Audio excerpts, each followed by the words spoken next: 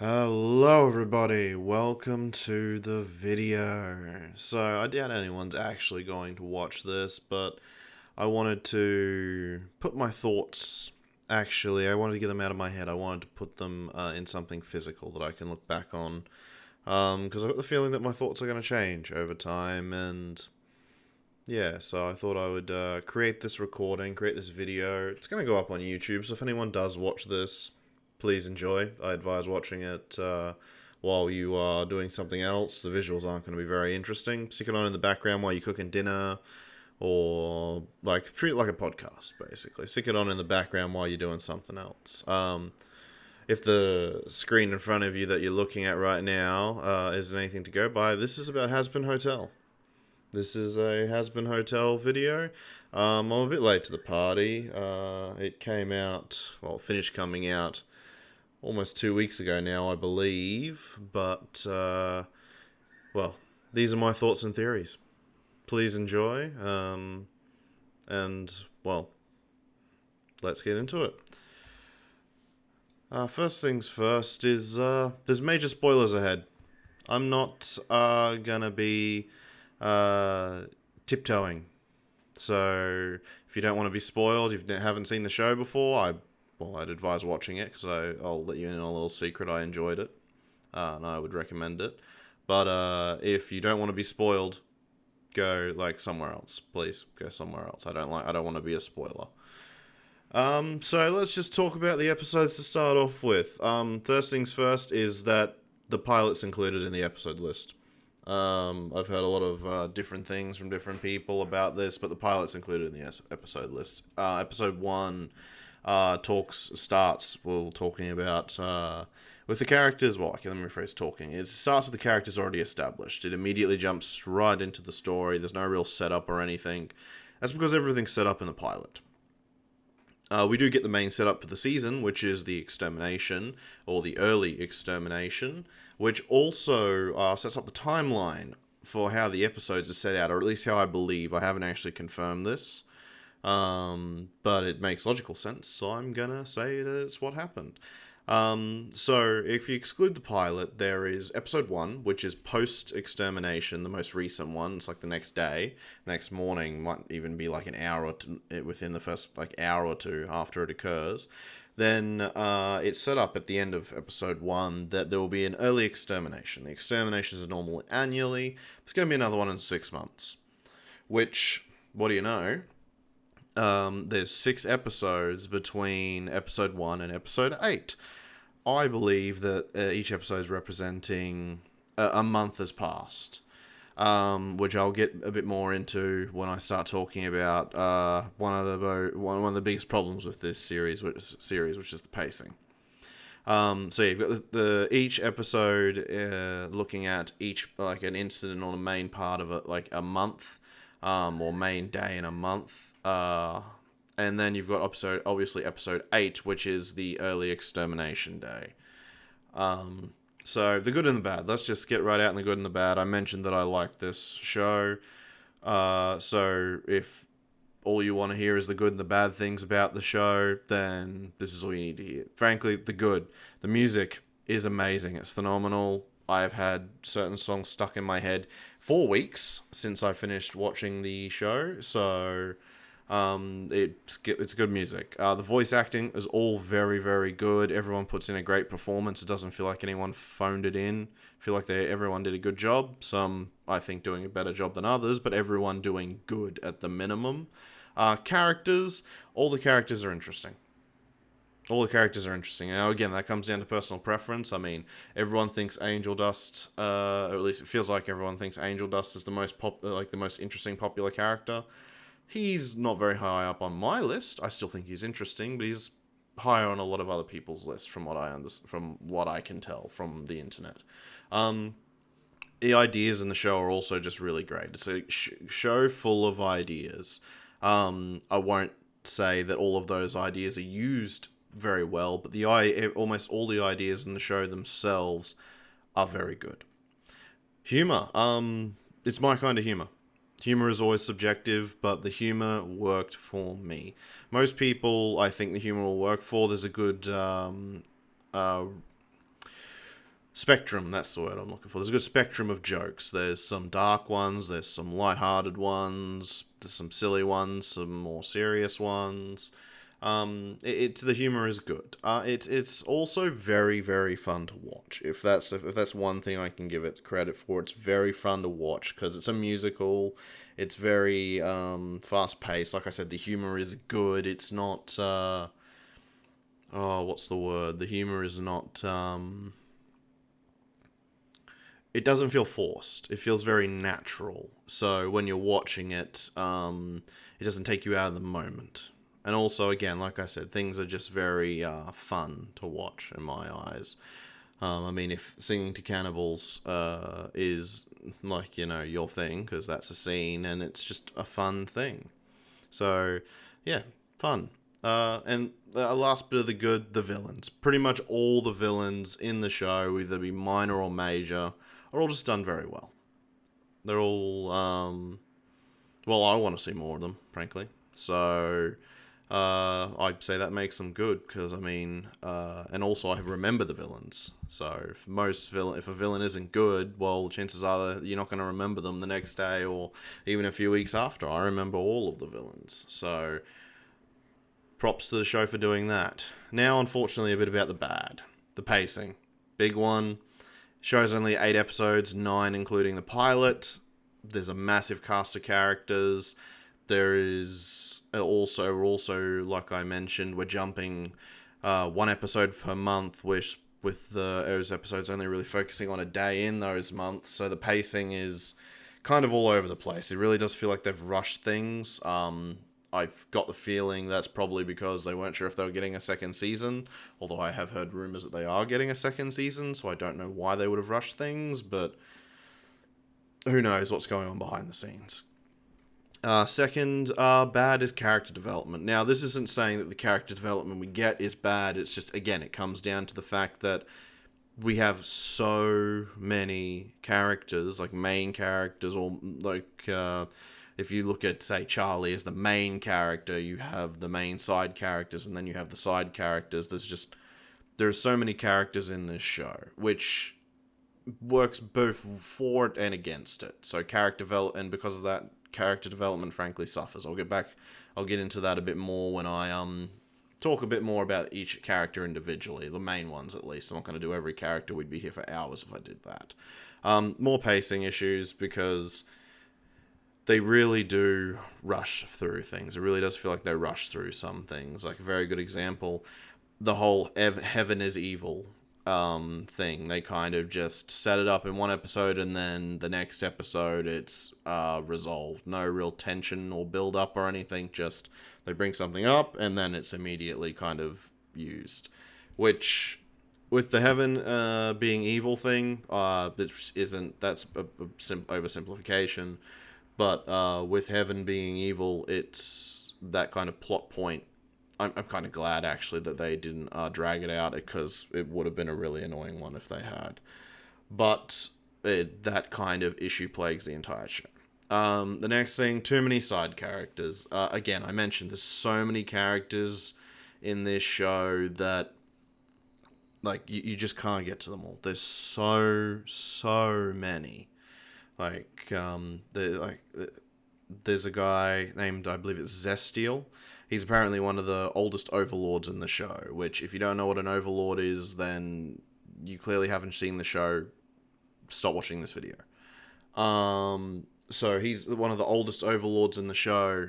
He gets he does a duet for a song with another character named Carmilla, who is also apparently a massive, very powerful overlord, but I say apparently because we don't see either of them do anything to kind of justify this, they're some of the most powerful overlords stuff. Unlike the V's, Vox, or Alistair. So it just, again, too many side characters for such a short show, or such a short run time, because unfortunately the episodes are only 20 minutes long, despite there only being 8 of them, which is, it means there's not much time. And again, pacing issues, but this time, again, now that I've kind of talked about the characters more, there's pacing issues with the character development, and I think what the show does is it also kind of expects you to just expect character development to happen in the background and you not actually see it, which, again, just not only does it not help the pacing issues, but it also doesn't help with the progression of the story very much. But again, I'll get more into that when I talk about individual characters. Speaking of individual characters, let's talk about Angel Dust. So, Angel Dust's whole thing is that he is trying to redeem himself. He wants to be better. He's not happy where he is in life, which, given his circumstances, that he sold his soul to someone who uses and abuses him, makes sense. So, and he gets a lot of development in the show, which is actually one of the reasons why I'm talking about him first, kind of to get him out of the way, because I would say he probably gets the most development in the show out of everyone. And that means that his arc is the most clear, or at least the start of his arc, because it seems like he's being set up for the multi-season kind of arc. And also, again, it comes back to the fact that a lot of this character development happens in the background. In, I believe it's the first or second episode, Charlie and Vaggie are talking about how they're still got to find all of Angel Dust's drug stashes around the hotel. And then in episode 6, when they go out to a club together, which is 2 or 3 episodes later, he's talking about how, I don't want to, I shouldn't do drugs anymore, I'm trying to be better, I'm trying to redeem myself. Which, I mean, makes sense, you're trying to redeem yourself, but it feels a little weird to go from still having drug stashes to completely, or not completely sober, since he's, I think he's still being roofied and stuff, which is a whole other thing. He is one of the ones. This is another thing. He's also one of the ones who has clearly the most abuse. Everyone has taken abuse, has their own traumas and everything in this show, but he's one of the ones that are just shown to happen. But he, like I said, he goes from drug stashes still being around to I don't really want to do drugs anymore, which, it's progression, it's fine. And it makes sense, especially given what we know about his backstory, with things just, frankly, not being great with with V's Valentino. That's the one. For some reason, he's the most forgettable to me, despite the fact that we see Velvet, which is a third V less than we see Valentino. Maybe it's just because he's the abusive pimp. I feel like I've encountered that like that kind of character before, so it's less interesting to me. Whereas Velvet, since we don't know much about her, I believe it's Velvet. Doesn't matter. Point is that Angel Dust, he's trying to improve, and you see that through the way he acts, and also the way he deals and interacts with Valentino the few times he interacts with him. Especially once Husk pulls Angel's head out of his ass, which I'll talk a bit more about that when I get to Husk. But yeah, once Husk kind of wakes him up, he really kind of starts getting better. Which happens in episode 3? Yeah, episode 3. So he's trying to redeem himself, I guess. Again, I didn't say this would be a good or comprehensive excuse me. I didn't say this would be a good or comprehensive video.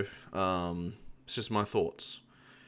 And personally, I think Angel Dust is working quite well towards his redemption, especially since, like I said, out of all the characters, he's had the most development. So we've seen his redemption. We've seen him actively participating in the hotel's activities.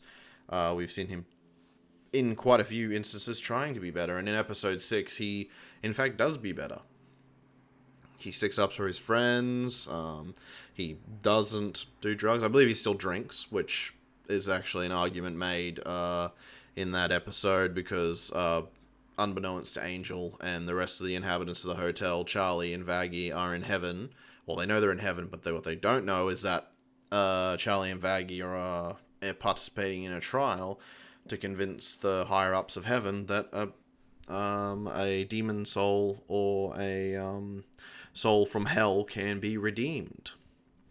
And he is Charlie's evidence, which, I mean, makes sense. He is the most vocal about being better. He's got the most development about being better. But to tell you the truth, he's not the one that is really shown to be better. And that title goes to Serpentius, which I will talk about a bit later.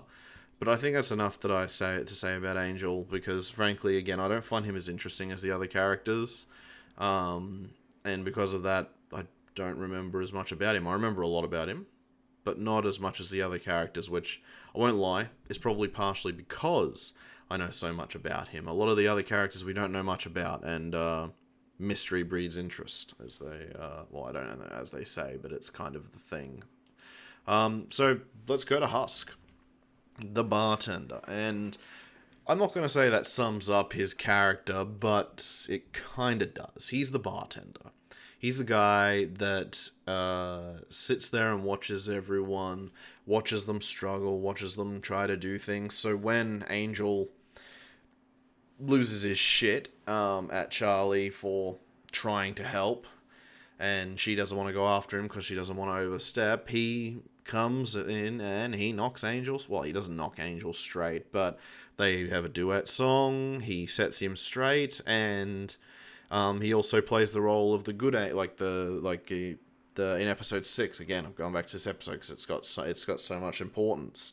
One episode, ladies and gentlemen. But he's got so much importance that he literally plays the angel on Angel Dust's shoulder in that episode versus Cherry Bomb, the devil, on Angel's shoulder, trying to convince him to, like, oh, you're trying to redeem yourself, like, you're trying to be better. Don't fall back into old habits. Don't, do drugs, and that kind of stuff. Husk is also very good because he's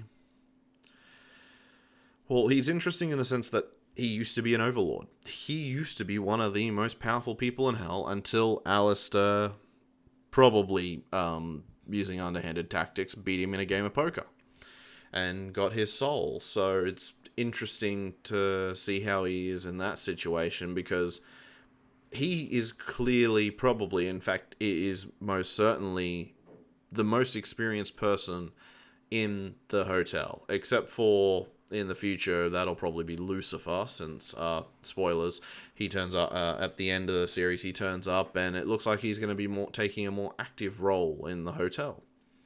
So yeah, Husk, he's the bartender. He's the guy who listens. He's the guy who watches from behind the bar, keeps an eye on people, listens to all their woes, and also he's the guy he's the experienced old guy.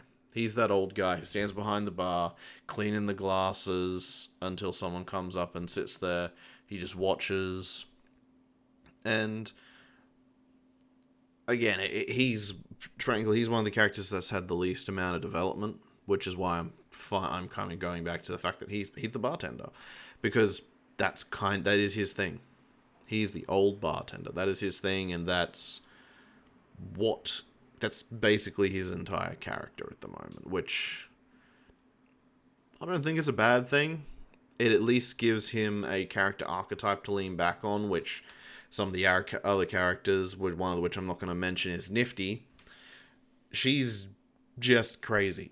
Nifty is just crazy, and that's kind of all there is to her at the moment. And while there is some great funny scenes with her, she doesn't have a character archetype to fall back on, because crazy is just her, because she's just crazy. That's her thing. Whereas Husk has the bartender, and has a couple of scenes where, because he's listened to people, been the bartender listening to people, he can give this advice. He can give his opinions, and because he's an older gentleman, let's be nice and call him an older gentleman, because he's older, he can give that advice, and he's also well informed.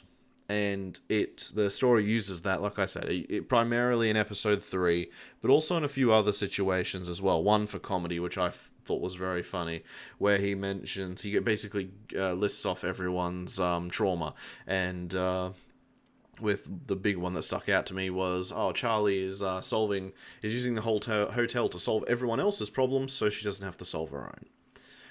And I think that kind of sums up Husk, because I've gone on about him being the bartender and being that archetype, I think, too much. So let's move on to the next one. And this one I have a few things to say about. Sir Pentious. He is arguably one of the characters with the least amount of development. He turns up in episode 2, trying to infiltrate the hotel. It doesn't go well, and he's immediately thrown to the wolves. But Charlie, being Charlie, gets him to sing a duet about saying sorry. And he does say sorry, and then, before you know it, he's a member of the hotel. And while, again, he doesn't get the most amount of development, at the start, he's clearly out for himself. He's clearly very much out for himself, out for revenge. He's out for all the negative, all the bad, all the wrong reasons. He's out for all the wrong reasons. But again, in episode 6, he tries to push himself out of his comfort zone. And while it doesn't specifically show it, it's a clear indicator in my eyes that his reasons for doing things have changed. While previously, I think previously he would not have tried to, I guess the best way to describe it is seduce Cherry Bomb or get on her good side. I think he would have tried to take or fight her, or also I don't think he would have, when he was covering up his embarrassment, I don't think he would have bought everyone drinks. I don't think he would have done any of those things. He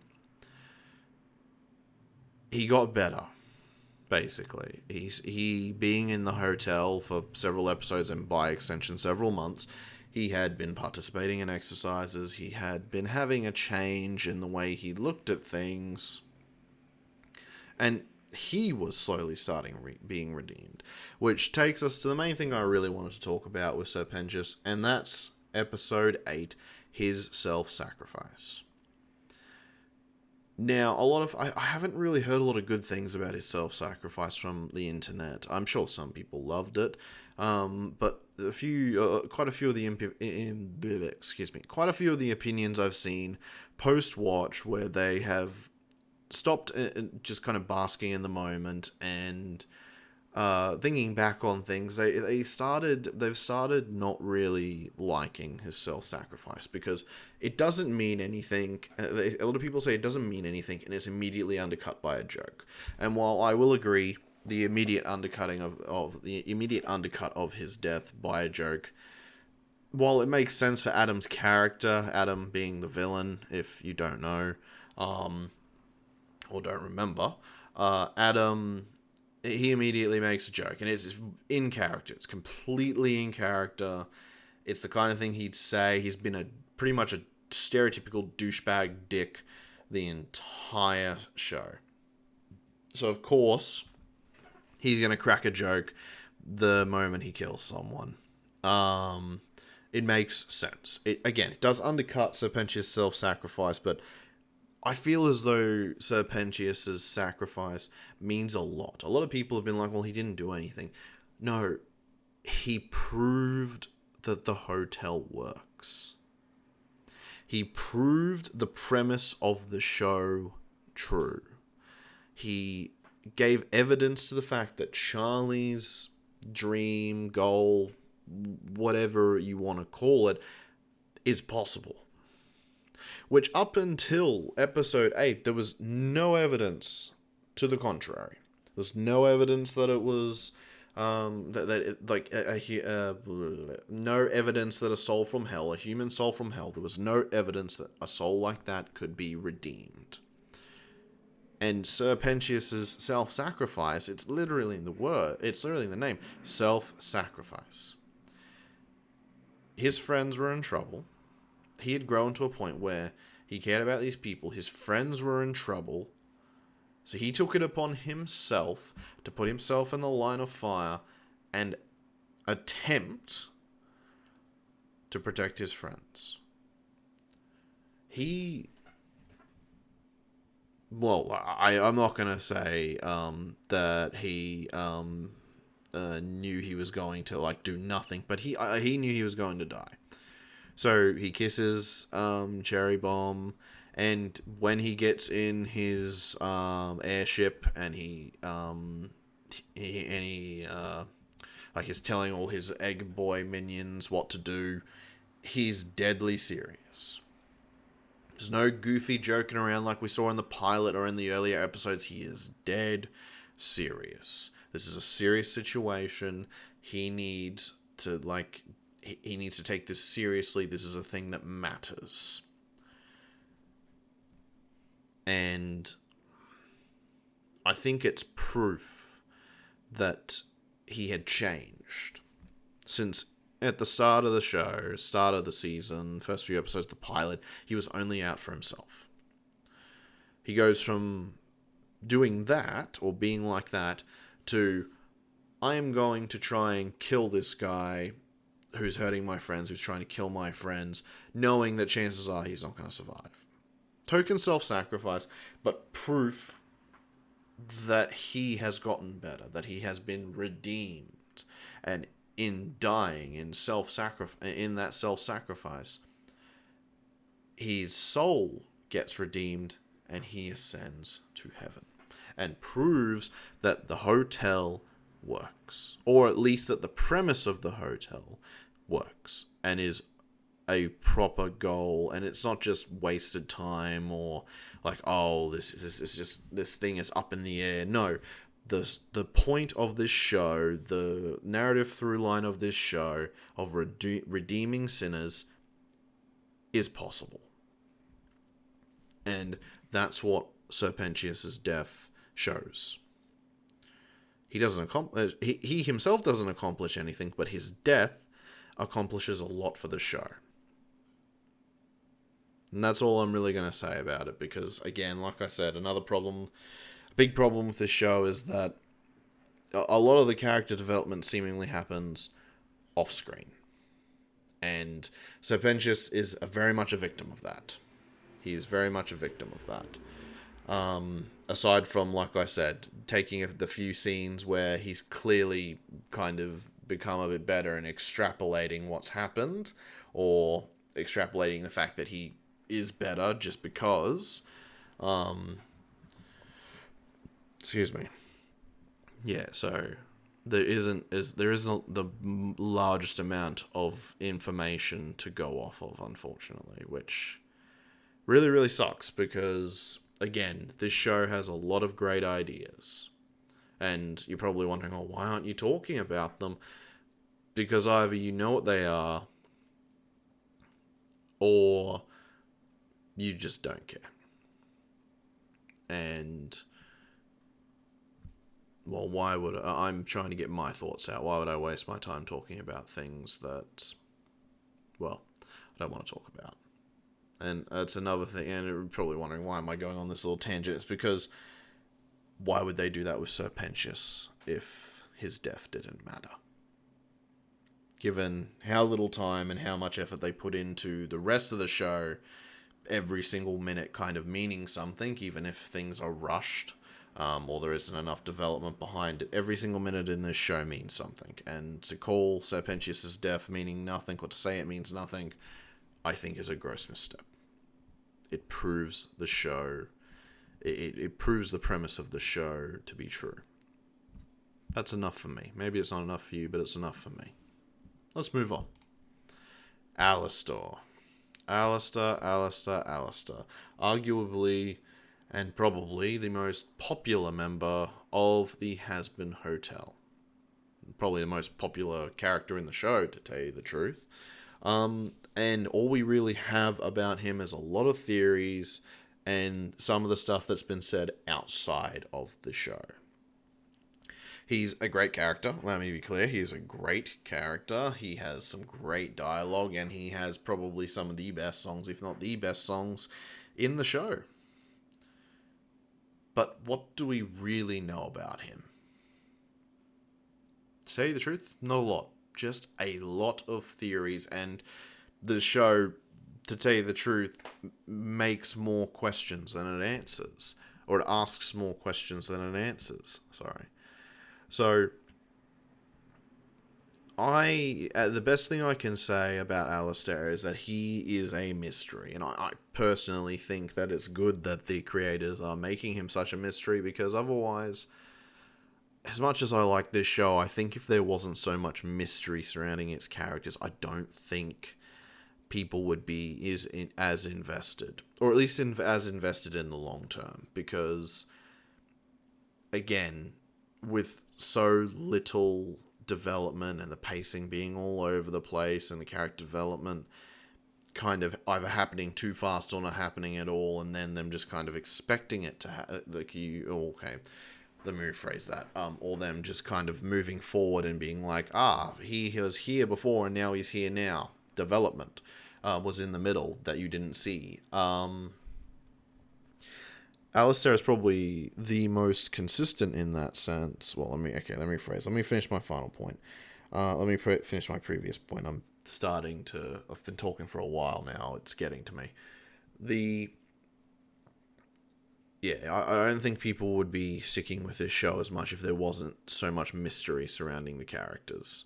Because unfortunately, the character development and even just the characters themselves, despite being great characters, there's not enough time with them for people to really stick with this show at the moment. It needs more episodes, or it needs longer episodes. And again, Alistair is great for that, because he's such a mystery. Who is the one pulling his chain? What are his motivations? Even in fact, the final scene of him singing about him, who's going to be pulling the strings now? Sorry, not who's going to be pulling the strings. I'm going to be one pulling the strings now. It just throws his motivations even more into flux, because there's scenes. Pretty much, he flip-flops every episode, pretty much. There'll be some episodes where he's, I'm all for the hotel, I'm all for the other members, I like my friends, I care about them, I'm doing this for them. And then there'll be, I'm out for myself, I'm just using them.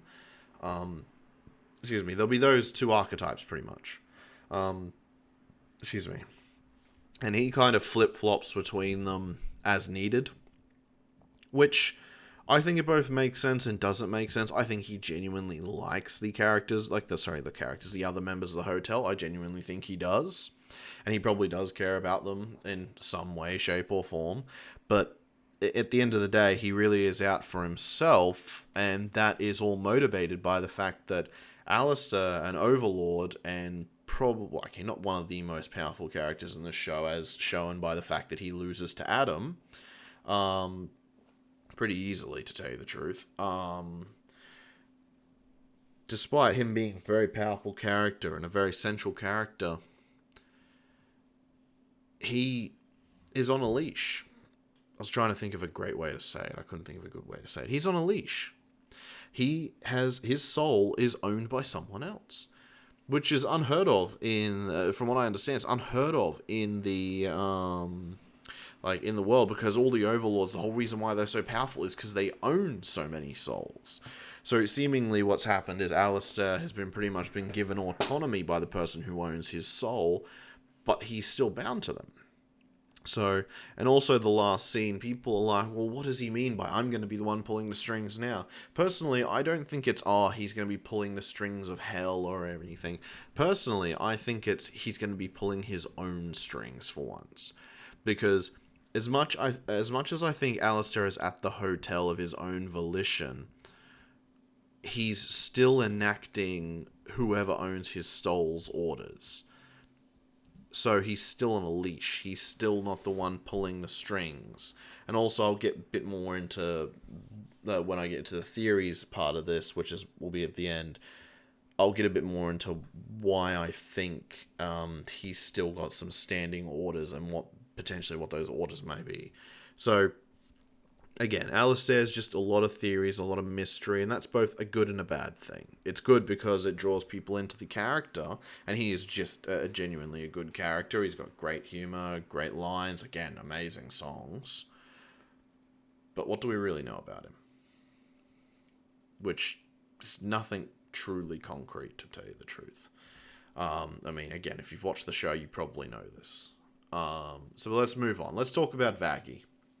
Let's talk about Vaggie. Vaggie. I knew Vaggie wasn't a demon the moment I saw her. Because if you look at demons, pretty much none of them, well, okay, they're all humanoid, but none of them look decidedly human, except for Charlie and a few others. All of them have pretty much got some, not deformity, but they've got some, like, animal trait that kind of defines them. Even Alistair kind of has it when you, like, take a good look at him. But Vaggie and Charlie, from the offset, two of the two characters that look the most human. And when all the other demons don't look human, except for a small number, and you immediately see two that are pretty much human, and they're the only two like that, well, clearly they're two special characters. Which, I mean, they are, despite the fact that Vaggie really doesn't get as much development as she probably should. She's got a lot of good ideas. She's an angel that has fallen, not because she was, like, going against angelic beliefs or any of that stuff. No. In fact, she was probably going against angelic beliefs by being an exterminator and killing human souls in the exterminations. But then it's not explained. She kind of just, it's shown in a cutscene, a backstory, she spares a kid. Why does she spare the kid? Like, has this been going on for a while? Has she been saving people, like, on and off? Was this just a one-time thing that just got her thrown out of heaven? Like, fallen? I put fallen in quotation marks because technically I don't think she was fallen. I think she technically had already been a fallen angel or fallen exterminator, and a fallen angel and being an exterminator, and then the fact that she's trying to redeem herself means that she's becoming what an angel should be. Again, debating on whether she'd be considered an angel or not doesn't matter. My point is that we see the scene where she gets excommunicated, fallen, whatever you want to call it. Her eye gets cut out, her wings get ripped off. But there's no explanation for why. It just kind of happens. She lets a kid go, she's thrown out. So, again, a lot of good ideas. A lot of good ideas there, I reckon. I think Vaggie has potential to be one of the most interesting characters. But they've done the reveal that she's an angel, and while I'm very glad that her and Charlie resolved that very quickly, all the stuff before that could have been brought up hasn't been. Like, there's no talk about Vaggie's backstory, what happened in heaven. I mean, the few glimpses we get is that she was part of a standing army. Her childhood was being a child soldier. In fact, I don't actually know how old she is. She might technically still be a child. No, she wouldn't be. Point is that she was a child soldier. She was trained from day one. Birth. What was her birth look like? How were the exterminators created? So again, so many good ideas, but we haven't seen any of it. And what we have seen could use better execution. Case in point, I think Vaggie going to see Carmilla, and the way Vaggie kind of learns, or way Carmilla tests Vaggie and teaches her about killing angels, it makes sense. No, I think it's a good idea, like a dance. That's fighting in a way is a dance. It's steps and counters, and it's movements, push and pull, just like dancing, push and pull.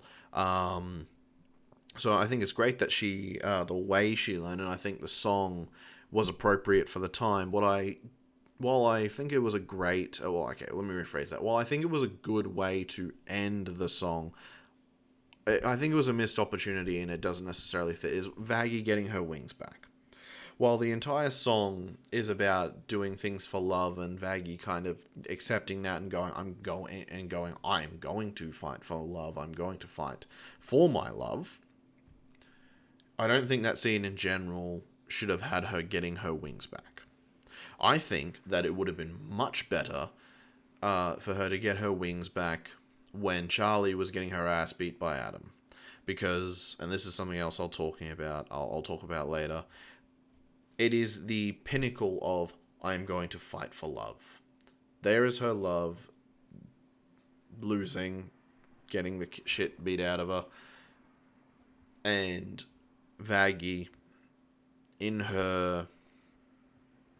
Oh, I don't really know don't know how to say it because I have mental blanks and nerves, and in the moment she could have gone, I'm fighting for love, I am fighting for her, I need to help her, wings, fly, save Charlie from Adam.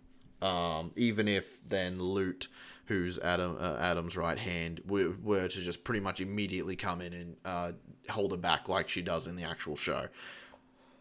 Excuse me. I feel as though that would have been the better time for her to get her wings back. I feel like it probably would have been a bit cliche, but I feel like it would have had more impact and made more sense thematically than her just getting them back at the end of a song where she reinforces her will and comes to a decision.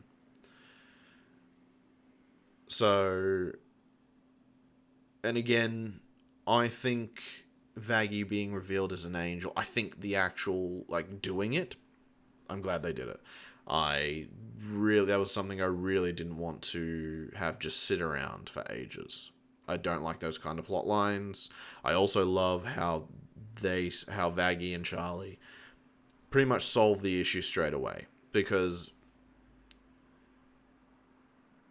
the entire problem sits with Charlie. So let's move on to talking about Charlie. And then we'll start off with, like I said, the whole thing of Vaggie being an angel. I love that Charlie gets over this pretty much immediately, for one very simple reason. And it's pretty much explained to Charlie by Rosie, the cannibal overlord. She immediately is just like, well, what actions has she taken? How has Vaggie acted? Has she been by you this entire time? Yes. Has she done pretty much everything for you? Well, has she pretty much been supportive of you this entire time? Yes. Has she done pretty much everything you've asked? Yes. Then, despite the fact that she lied, I think it's pretty... I think, and I'm glad that Charlie comes to this conclusion, it's like, she cares. She wasn't lying to me because of a bad reason. She wasn't lying for... She wasn't lying for... What's its name? She wasn't lying out of malicious intent. She was lying out of fear, and also... I kind of agree with Vaggie on this one. How do you explain that to the love of your life, that her life's goal you were actively working against? It's not something just comes up in casual conversation, and even if it does, how do you explain that to someone?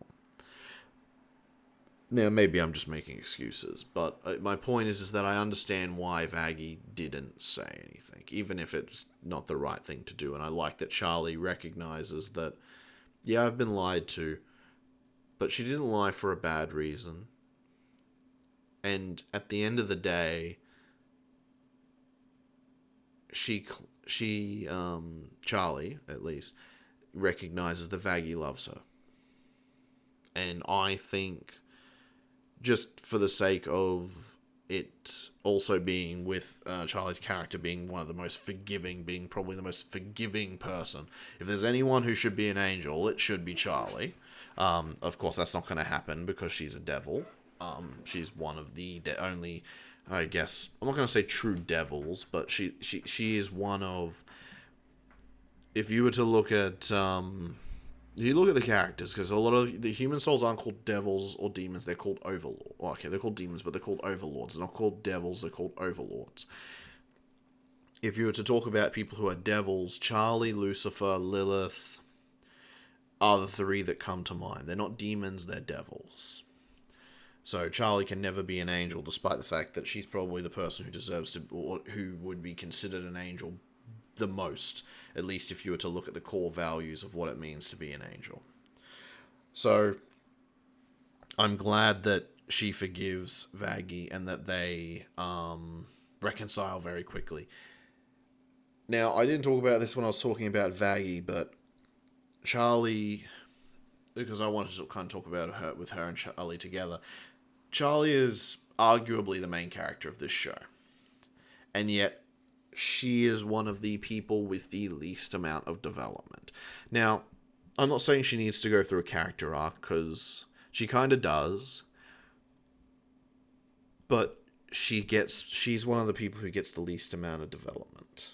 She kind of ignores her problems. The few problems that she does deal with are solved almost immediately, which, again, as I just talked about, in some cases that's not a bad thing, but solving however many years worth of daddy issues that, like they do in episode 5 in literally one scene, or at least it feels like they solve it. I personally think that it was less they solved it and more of they were just like, alright, this was a shit time in our lives, let's do better. We were both not great.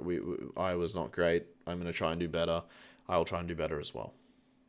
I mean, Charlie, doesn't just, they say that basically. And Charlie asks her father to have faith in her, and he, even though he doesn't have faith because, well, he's gone through everything she's about to go through and been beaten down, he's going to support her because he's her dad and he loves her. That's one thing that's made very clear.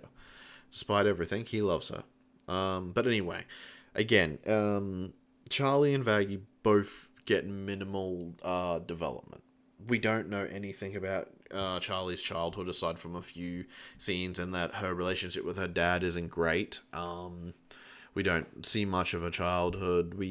To tell you the truth, we don't even see the inciting reason for why she's trying to redeem sinners, which you might be like, oh, in the pilot she talks about, oh, it's her live stream, but where did that live stream come from? That's my question. Where did this goal come from? Because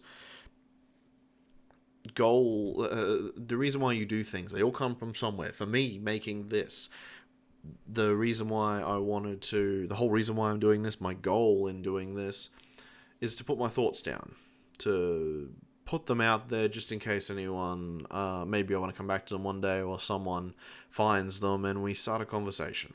Since, again, I'm going to be putting this on the internet, given that the recording's currently at 47 minutes, I doubt people are going to watch it. This is probably not the most interesting thing in the world, but my point is that my reason behind that goal is that I wanted to make something. And I was having trouble motivating myself to do something complicated. So I decided to do something simple. So here I am with a literal PowerPoint presentation talking into a microphone. My goal was to create something. My reason for creating this was that I wanted to do something simple because I was having trouble doing something more complicated, or motivating myself to do something more complicated. And, well, the great thing about making a PowerPoint presentation or doing something like this is all I'm doing is talking into a microphone and clicking a button when I want to change the slide. Why don't we know what that reason is for Charlie? Because we still don't. And then there's also all the stuff with Lilith. How were things before Lilith left? Because Lilith's only been gone 7 years. So what was Charlie doing before that? Before Lilith left? Because I assume that half the reason why Charlie didn't start doing this earlier is because Lilith was around. Her mum was still around. She was probably doing stuff with her. What were those things? Why is Charlie... What's the word? Why is Charlie so like, oh, I need to redeem sinners? It's like we need to redeem sinners. Why is Charlie the way she is? Aside from just she's a good person. In fact, she's probably a great person. It'd be pretty simple to say she's a great person. But why is she? Why?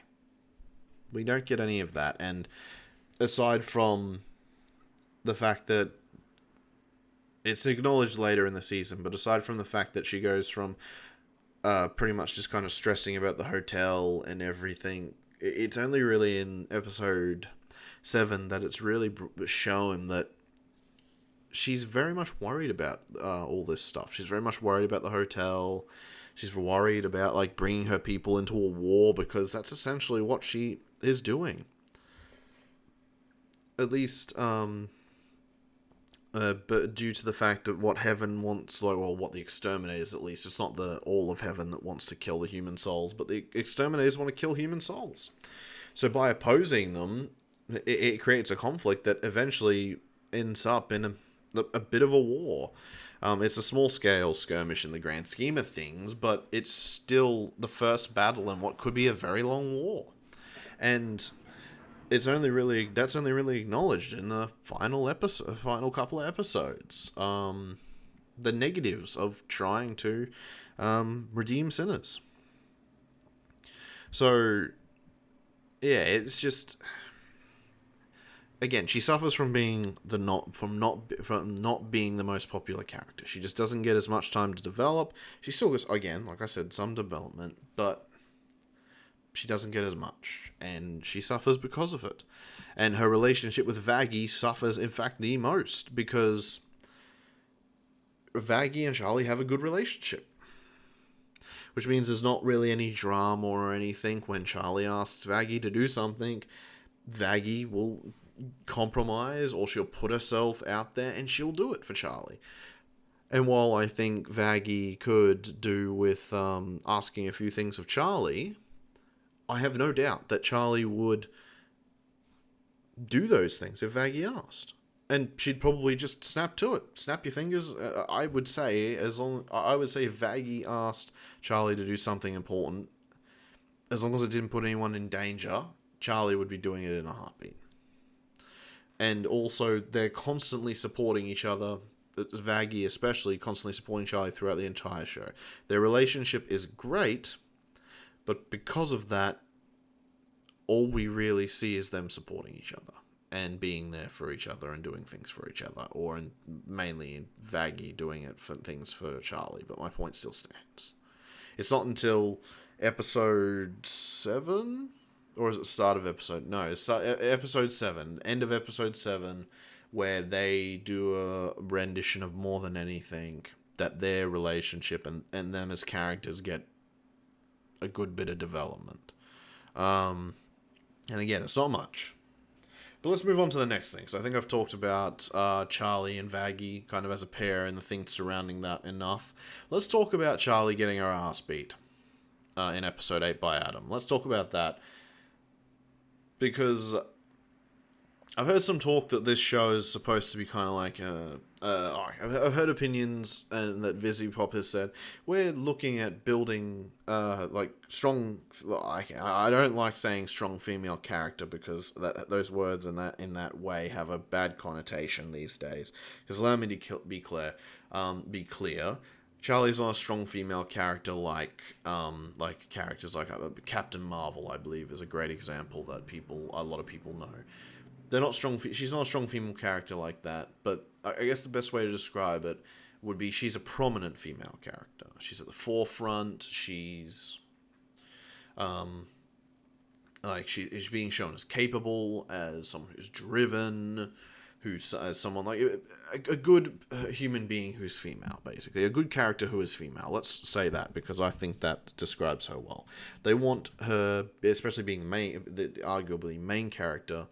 They want her to be a good female character. And some people have said that her getting her ass beat by Adam is a detriment to that, because it shows her as being weak. It doesn't show her as strong. And despite the fact that throughout the series it's shown that Charlie clearly has strength. But the best way I can describe Charlie is, I think Charlie is probably the third most, if not the second most powerful person, if not the most powerful person in hell. maybe even in the entire show. I don't think it is shown. While it's not really shown, I think she has a lot more power than Alistair. I think she has a lot more powerful than she's a lot more powerful than most of the angels that we see, because she is the daughter of the strongest, arguably the strongest devil, Lilith, who united the Hells, brought them all under her rule, and she's the daughter of Lucifer. And Lucifer, and I'll get a bit more into that. I'll talk about. Lucifer's my last character that I'm going to talk about individually. I'll talk about him next. I've got a lot to say about him. But he is an angel, and it's clearly shown that the angels, not the human soul angels, are very, very strong, very powerful, and as evidenced by the fact that Adam, being like one of the oldest human souls, still kind of goes like, yeah, bow my head to the stronger angels, to the seraphim and stuff like that, and also by the fact that in general Adam is stronger than pretty much anyone that we know. But again, I think Charlie is probably the strongest character just because she's the Princess of Hell. She is the progeny of two of arguably who would probably be arguably the most powerful characters in this two of the most powerful characters in this universe that we know about. So that brings me to my next point, because people are probably asking, well, if that's the case, why did she lose? And the best way I can describe it is I'm going to use the computer analogy, because I'm going to use a computer as an analogy, because while people have heard this a lot in the past, it's the age old. There's no point having power if you don't know how to use it. And so let's take a computer, for example. If you build a top-of-the-line computer, let's say it costs, for a ballpark, let's say $6,000. You got a top-of-the-line graphics card, you got tons of RAM, you've got a great CPU, you've got high specs. But if you don't know how to take advantage of those high specs, well, guess what? You're not using all of your power. In fact, you're probably only going to be using a fraction of it. And that's, I think, the best way to describe Charlie. Specifically because, like I mentioned, she is probably the nicest character, the greatest character, the goodest. If you're to do a good and evil scale, she is definitely all the way up in the good section and probably a little bit off the chart. Because of that, she's not a fighter. She's not someone who wants to fight. She's not someone who's trained to fight. Excuse me. So, while she's got all this power, she doesn't know what to do with it. And personally, I don't think she wants to do anything with it, just because of the kind of person she is. So, you are, and I think that's, in fact, I think that's exemplified by the fact that she turns Razzle and Dazzle into literal dragons and doesn't break a sweat. She turns them into literal dragons, does not break a sweat. She blocks Adam's punch when he tries to hit Lucifer in the back. She doesn't take any backlash, no nothing. She stops him dead in his tracks, and it doesn't affect her at all. She overpowers him in a moment of anger. She overpowers him completely. I think part of it is definitely shock that he doesn't immediately fight back or defend himself, but just a massive surge of power, and she just gets to him. A guy who has been fighting and killing for arguably thousands of years, and she gets a hit on him. Even if he's probably not the greatest fighter. But he beat Alistair, which, given that Alistair is shown to be a competent fighter, I mean, I feel as though that shows Charlie's power, because she has enough power to basically make the fact that someone has experience it doesn't matter, or at least for a moment she makes it so it doesn't matter, which again makes sense, Because in a moment of anger, she uses her power. She gets through his defenses in a moment. In the moment that she blocks Adam's attack when he attacks Lucifer from behind, she completely blocks it, completely stops him. He literally does nothing in that moment. But she doesn't do anything after that because she doesn't know what to do. She acted on instinct, protected her father, and then her father goes to town on Adam. The point is that it makes sense why she is not like this just amazing fighter, despite the fact that she has all this power. Also, I think it also comes from the fact that she doesn't want to kill. As shown by the fact that when one of the few times she attacks in episode 8, she actually attacks the exterminator angels, not Adam, like the exterminators. She fires fireworks at them, and from what we can see, she doesn't kill any of them. She just scares them off, creates some explosions in their area. I think we've normalized in society, because we see so much violence in media and everything. I think we've normalized hurting people a little bit. And while I think Charlie has definitely normalized seeing people hurt, I don't think she's normalized hurting people herself. I think it is something that she doesn't want to do, and that means she holds back. So that's why I feel as though Charlie gets her ass beat really easily by Adam, is because despite the fact that she has all this power, she doesn't know how to use it really, and she doesn't want to use it. So, also, from my understanding, Charlie isn't exactly, I don't know how old Charlie is, but she's not old. So, she hasn't had, from my understanding, maybe I'm wrong about this, from my understanding, she doesn't have thousands of years of, I've been sitting around for thousands of years, I'm going to learn how to use my magic, under her belt. So, yeah, it makes sense why she loses to Adam and basically gets her ass kicked. Despite the fact that I think she was arguably, like I said, probably one of, if not the most powerful character in this universe. But also, we don't have any evidence to that, so that's just me theorizing based on evidence and what little of the power dynamics and strength hierarchy that we've seen so far. So, yeah, I still think Charlie is a strong female character. Not in the stereotypical way like Captain Marvel. I think, because I'm not talking about in terms of physical strength, I'm talking about in terms of character. She is strong in terms of character. And she also happens to be a woman. So, and she's a good character. So, I really feel as though I shouldn't have to clarify that. Anyway, society. But yeah, so Charlie, I really hope Charlie gets more development.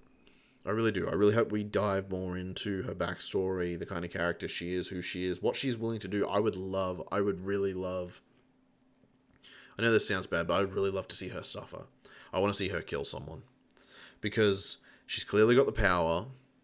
It's clear that she is angered by injustice, by the way that she constantly is having to hold herself back, as shown by her eyes going red and her growing devil horns, growing horns. She clearly has the power, and she's clearly doesn't have a mean bone in her body, despite coming from hell. So yeah, I want to see more character development. I want to see her potentially kill someone. I want to see how she deals with it. I want to see her true power. I want to see more from Charlie, because, to tell you the truth, I find her the most interesting character. I really do. The daughter of Lilith and Lucifer. I know it's kind of cliche. I know it's kind of cliche, the original devils, the king of hell himself and his queen, the daughter, the princess, that kind of stuff. I know it's kind of cliche, but she's the most interesting character to me. So because she's the princess of hell, And because she's clearly got power, she's got this massive heart, and yet she's in the worst place. She's in the place where people take advantage of each other, where people use each other, where people kill, steal, rob, rape, every single bad thing.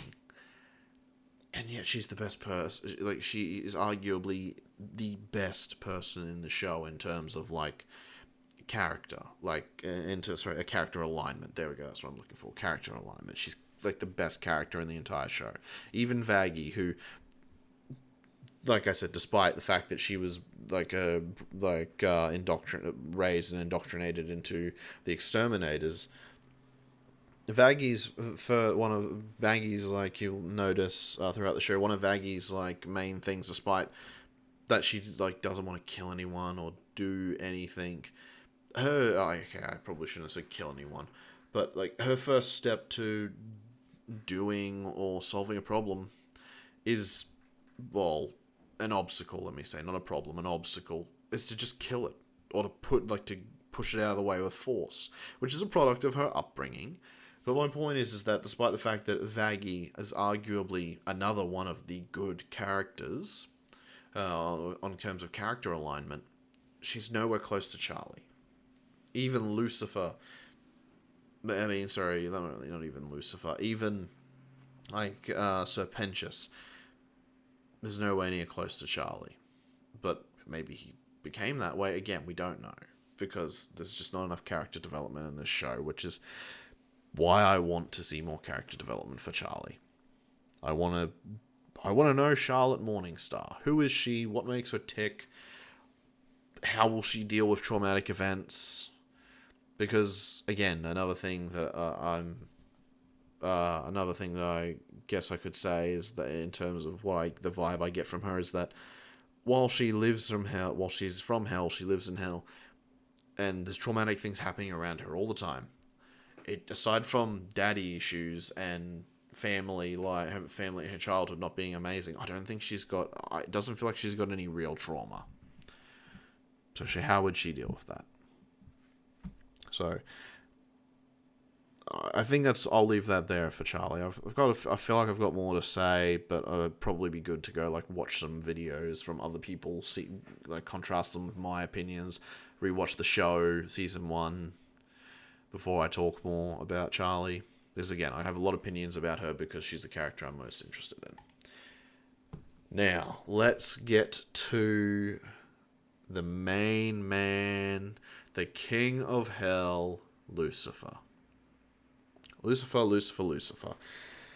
I've already mentioned the daddy issues. He's not the best dad, despite the fact that he wants to be. He's not the best dad. And while I do think that the daddy issues getting solved really quickly isn't great, I don't mind it, just because that first scene with Lucifer makes him so relatable and so understandable. He's just a guy who doesn't know what he is doing, and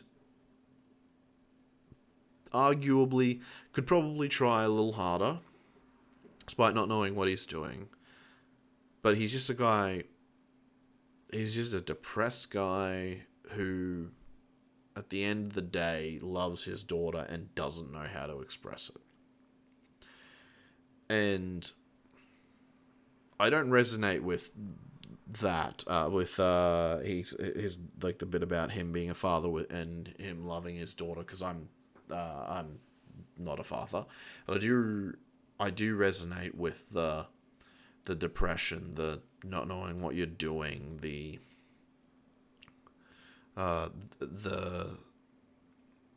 feeling like the failure, the not having your life together, the not knowing what to do. All of that is so relatable, and I think a lot of other people relate to it as well, if based by how, like, people seem to be treating Lucifer. From what I've seen, a lot of people seem to relate to him, and it's because that first scene was so relatable for so many people. And he also, he's got some great songs. Both of those songs, he doesn't show up for long, but both of those songs in episode 5, they're great songs, and They really do, especially the second one where he reconciles with Charlie, are very relatable. Lucifer's dreams have been crushed, and he just doesn't want to see his daughter's dreams crushed as well. Which is so relatable in today's day and age with society, frankly, being a dream crusher.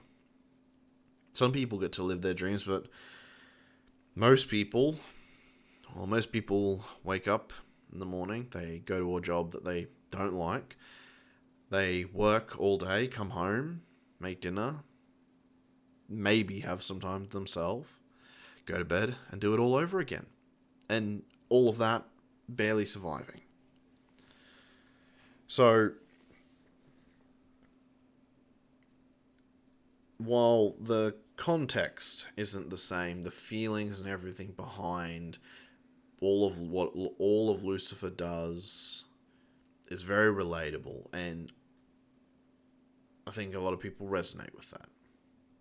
So, I'm not going to say much about him as a character because, again, don't know much about him. I definitely in tandem with Charlie because again, like I said, I want to know more about Charlie's childhood. I want to know more about what's made her the way she is, and Lucifer is a part of that. So I'm hoping that with the advent of season 2, if there is a season 2, because season 1 indicates that the end of season 1 indicates he's going to be taking a more active role in the hotel. So I really look forward to seeing what that role is. I really look forward to seeing more of him. I really look forward to seeing him act like a king, or acting like the king of hell, because I think it's indicated in the show that he's been very much a recluse up till now, and what's the word? He's been a recluse up till now. He's been a hermit. He hasn't really taken an interest in hell. But with Lilith, whatever's going on with Lilith, and with his daughter taking a more active interest in hell, is going to force him more to take more of an active interest. And I'm curious to see how that will pan out. And also, it would be nice to see... It'd be nice to see Lucifer get better. Because when you really think about it, his character is very depressing. And, well, call me a softie, but I like seeing things get better for people. Gives me the warm fuzzies inside. So I want to see his relationship with Charlie get better. I want to see more of him, obviously. I want to see how his relationship with Lilith, I want to see that. I want to see his relationship with Lilith. How did that go? Why did they break up? Why did they divorce? I don't think they're technically divorced, but why did they separate? So, because it's not really it's not mentioned. So, there is, I guess, we're kind of moving on a bit more from character and more to actions. If there's one thing that I thought was a bit of a detriment to Lucifer's character, is that in season 5, still the first season, in episode 5, he's not shown to be this big badass. He's shown to be relatable. He's shown to be a bit of a down in the dumps guy. He's shown to be dealing with depression. He's not he was shown to not be what you think of when you think of the King of Hell. And also with being the King of Hell, being the most powerful person in Hell. Because I won't lie, I came away from episode 5 with a couple of thoughts. One of the main ones was, how is this guy still King of Hell? How is this guy still King of Hell? Well, episode 8 proves why he's still the King of Hell. Because despite the fact that he might be dealing with his mental health, and his mental health might be suffering, and he might not be really taking an interest in hell and what's going on in it, he is arguably, in fact, he is most likely the strongest person, at least in terms of skill and power in Hell. Again, I think Charlie, in terms of power, might be stronger than him, but she doesn't have the skill to use it. He is probably, in terms of both power and skill, the strongest person in Hell, evidenced by the fact that once he turns up in episode 8, which I'll mention, I've got a bit of a theory about that, why he turns up so late. I'll mention that in a moment. But when he does turn up, Adam has beaten Alistair. He's beating up Charlie. Lucifer turns up. He doesn't beat Adam. He is so strong and so skilled. He plays with him. It isn't until Charlie stops Adam from attacking Lucifer from behind that Lucifer actually gets serious. And I personally don't think he gets serious because he was in danger. I think he got serious because his daughter was in danger at the time. Because he was holding her at the time when Adam attacked. And the moment he gets serious, like, you literally snap your fingers, he knocks Adam down, he beats the shit out of him, and if it wasn't for Charlie literally just going, hey dad, he's beaten, Nifty wouldn't have been getting the final boss kill. Nifty would not have gotten the final boss kill. Lucifer would have had that guy charbroiled and dead. So, and it literally took nothing from him in terms of effort. So it proves to me, like, in a society of demons always trying to get stronger and one up each other, why is this guy still top dog? Because he could probably wipe the floor with every single one of them, and potentially not even break a sweat while doing it. Which really, like for me, given that the whole thing with overlords is that they're always trying to one-up each other and be stronger than each other and just gain more strength, it really made sense why Lucifer is still the king of hell. He is still top dog. So, yeah, it really put things at ease to me. And also, I won't lie, it gave them an get out of jail free card for the ending where they destroyed the hotel. Lucifer helped, and there you go, you've got a new hotel. Which I don't think is lazy writing. Again, I've just mentioned how I think Lucifer is probably the most powerful and skillful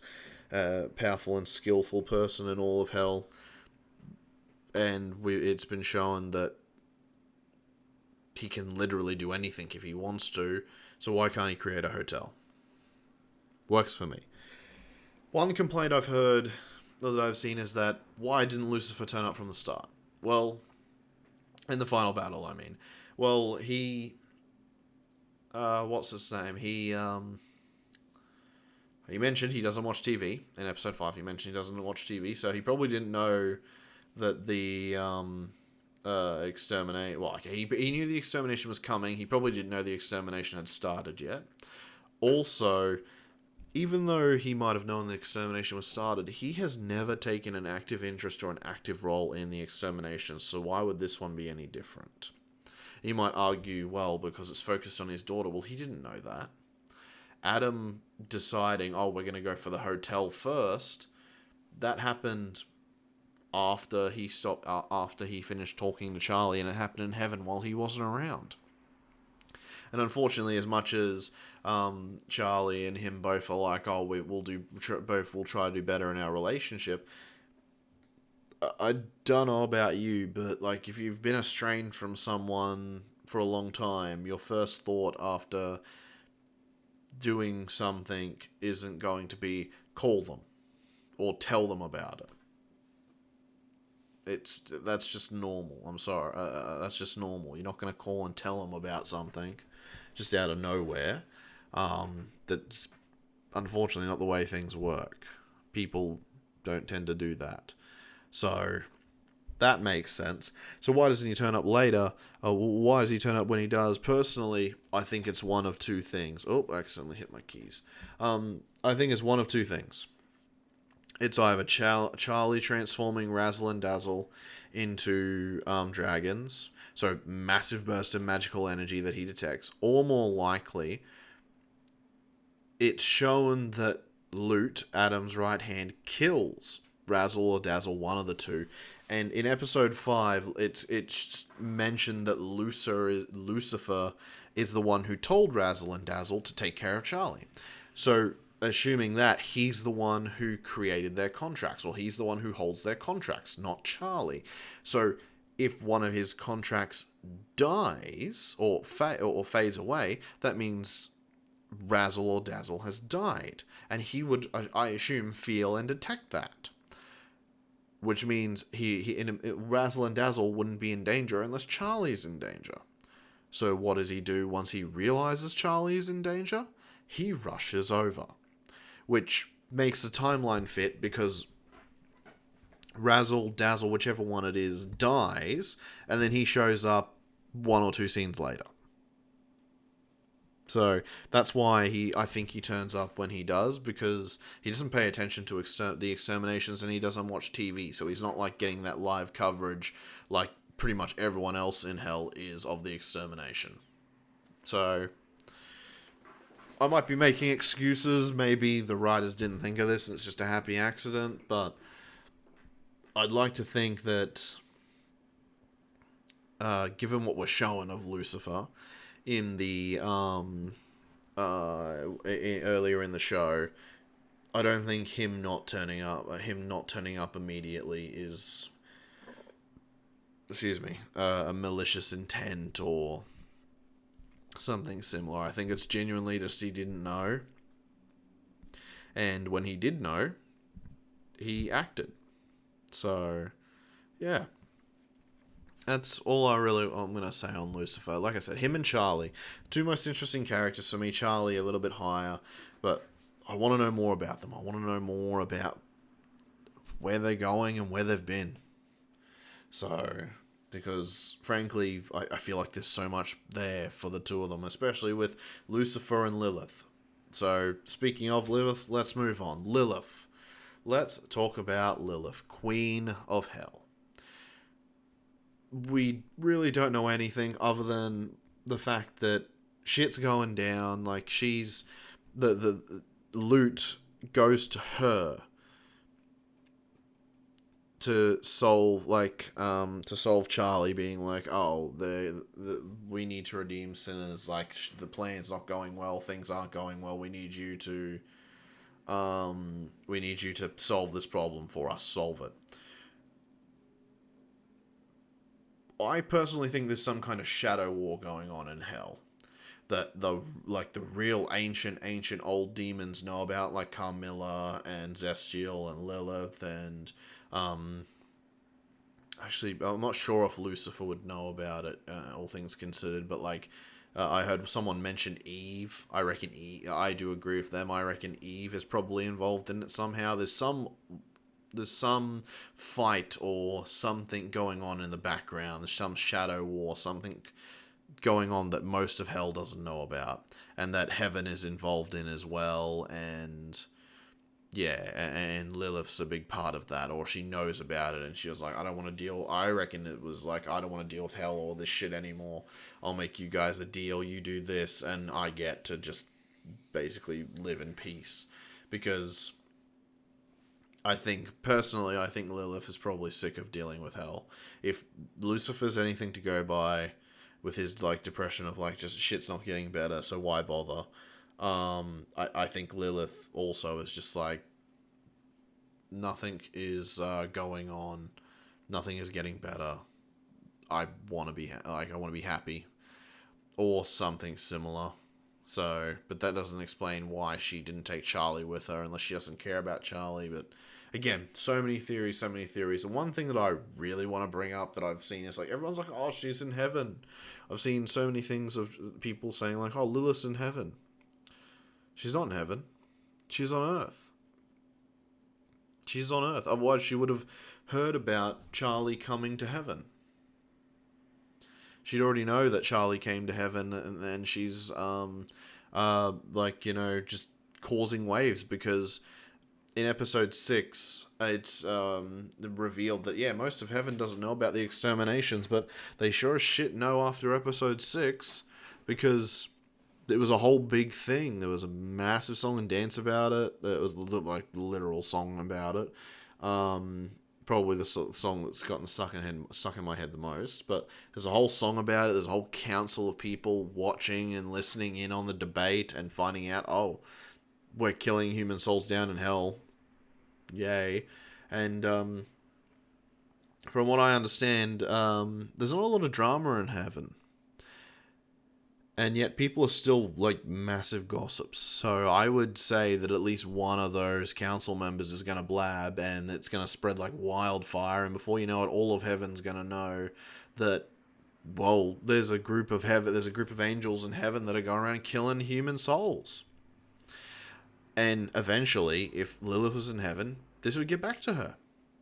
The fact that Lute has to fully explain the situation when she goes and sees her indicates to me that that's not the case, which tells me that Lilith is on Earth. So it would also explain why she needs to make a deal with heaven, because, well, if she went up to Earth and heaven found out about it, I'd say heaven would chuck a massive fit. So yeah, I think that's I think that's Lilith's part of the deal, that she gets to, whatever deal it is, that she gets to like live up on Earth. So there's also the theory that Lilith is the one who is the one holding Alistair's leash, which I both like the theory and I don't like the theory. I like the theory because it means that I like the theory because it explains some of Alistair's actions. It means he's sticking close to Charlie because she's Lilith's daughter. She'll probably be able to do something against Lilith. But that feels like the more boring option, personally. If Lilith is just the mastermind pulling the strings and everything's connected and there's not as much what's the word, intrigue about it. It's just a family drama. It just ends up being family drama. So I hope that's not the case. A couple more smaller theories to kind of finish up. I feel as though the V's, like the three V's, are up and comers, and they're going to be our main antagonists in hell for the hotel. Because they're young, impulsive. Also, Vox has got a grudge against Alistair, and Valentino is possessive of Angel Dust, and Angel Dust is, by the end of the season, very clearly siding with the hotel over other things. Also, I think that they're going to be our insight from the hell, like the hellish side, into this kind of shadow war or whatever's going on in the background. They're going to be our insight because they're newcomers into it. They're the ones who will be getting embroiled in it sooner. And so they'll give us the layman's perspective from there, I believe. Which we won't get from the. You think, oh, maybe we'll get that from the Hazbin people from Hazbin Hotel. No, we won't, because they're very close to Lilith. Well, they're all close to Charlie, who is very close to Lilith. So they're going to be at the center of everything.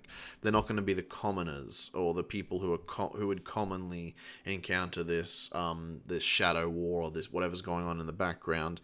They're not the ones who would encounter it normally. They're going to encounter it through Lilith and the events surrounding her. Whereas I think the V's are going to encounter whatever's going on in the background just because they're overlords, just like all the other overlords probably did. And there's also an argument to be stated that Alistair killing a shit ton of overlords was indirect, like, oh, let's get get all the overlords who would oppose things or who would be against what's going on in the background. Let's get them all out of the way.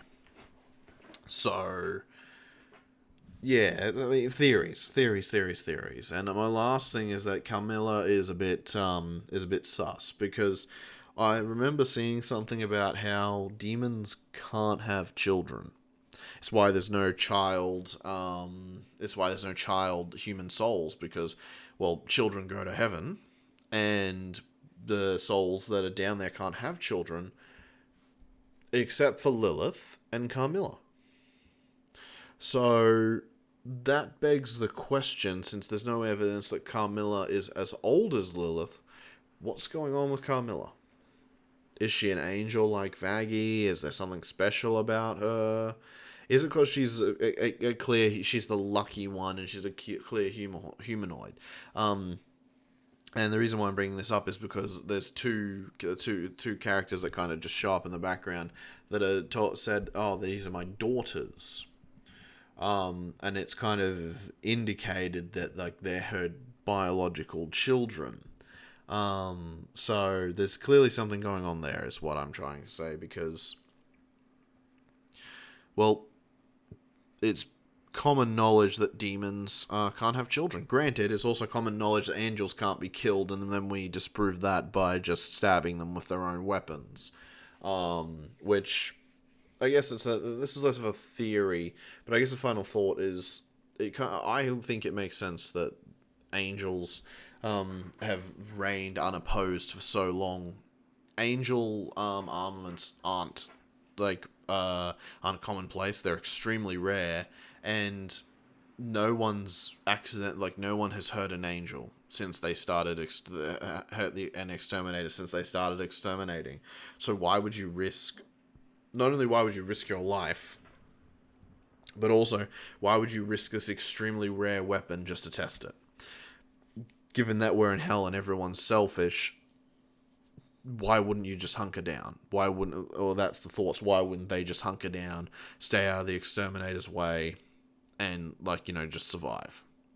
So that makes a lot of sense to me why it's taken so long to find out that angelic weapons are the key to hurting the exterminators. Also, it's clear by Vaggie going, "Oh, so all we have to do is just use our own weapons on ourselves to kill ourselves." So it's clearly, and even Adam's like, "Oh, so that's how we die? We do, just our own weapons. That's our weakness." So clearly the angels didn't even know about their weakness either. So it's not like the angels could just be cocky and tell them, or it's some massive secret. No one knew. So yeah. That kind of wraps things up, because I've been talking for an hour and a half now. I am thirsty, dehydrated, and also I've talked about pretty much everything that's on my mind. I'm sure if I went and rewatched the season, I'm sure I'd have more to talk about, but yeah, I feel like that covers everything for now. So if anyone did watch this, thank you for watching. I hope you've enjoyed it. I encourage you to comment. I doubt there's going to be many comments, so I encourage you to comment if you do find this video and you do watch it and you'd like to express your opinion or start a conversation. I surprisingly do have notifications turned on for stuff like this. Don't really check them very much because don't have any subscribers or anything, but leave a comment if you want to start a conversation, and if I see it, I'll start a conversation. So thank you for watching. I hope you enjoyed, and I wish anyone who does watch this, and anyone in the world really, even the people who aren't listening, I wish you a good morning, a good evening, a good night, and a good day for wherever you are in the world. Thank you again, and goodbye.